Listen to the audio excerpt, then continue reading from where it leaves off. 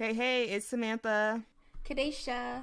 Sandy. And we're back with another insightful episode on the Deeper Than Tech podcast, where we talk about how to progress in your career in an industry that was not designed with us in mind.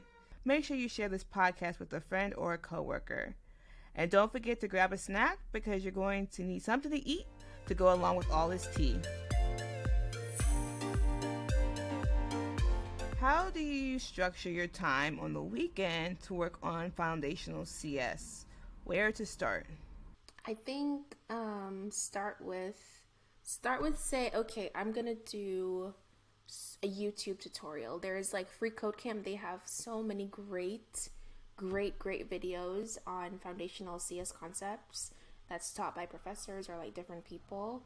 And so just start by saying, okay, I'm going to do an hour of this video to learn whatever concepts is in the intro, and just dedicate an hour of time on your calendar. You get a notification once you hear the ping, okay, it's time, let me go do the studying for an hour.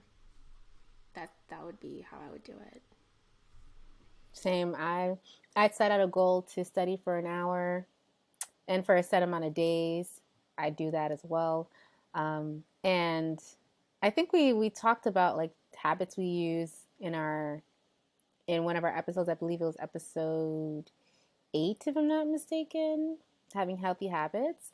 But another thing you could use when you do set out that goal is to do the Pomodoro technique. So Pomodoro. So basically you set aside time for studying, and then I believe you give yourself like a 25-second break, and then you get back into it. I feel like that has helped me when I'm trying to achieve my goals on the weekend.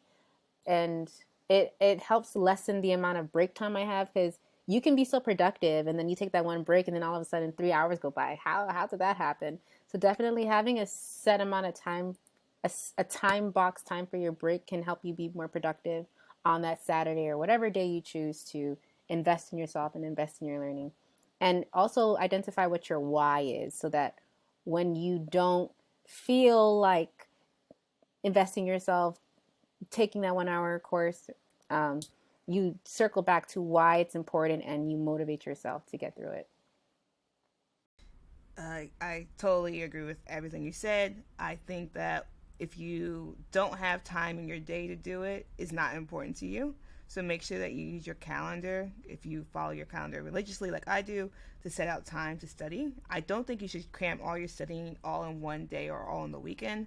It's better if you spread it out over time. So like, I think a minimum 15 hours a week is, if you're like trying to study to become an engineer, is what you need to do. So that's like maybe 3 days a week for like 2 hours.